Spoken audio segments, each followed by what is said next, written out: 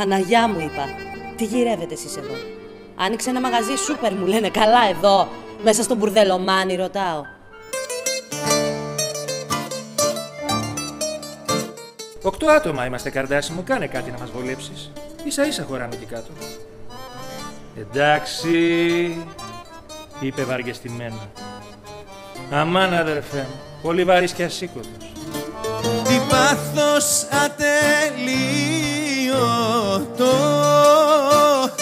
ατελείωτο, που είναι το δικό μου.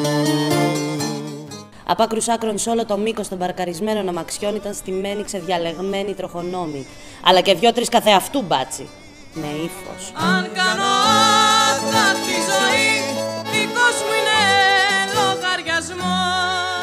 Κι είχε ο Δερβίσης κάτι χιτά ολόξανθα μυρωμένα μαλλιά. Μαλλιά αγγέλου. Κι είχε ο άτιμος ένα πρόσωπο γλυκό μέλι. Ίδιος ο κινηματογραφικός στάτζιο του Βισκόντι ήτανε. Αν κάνω τα τη ζωή, δικός μου είναι λογαριασμός. Για φαντάσου, να πεθαίνεις από έρωτα.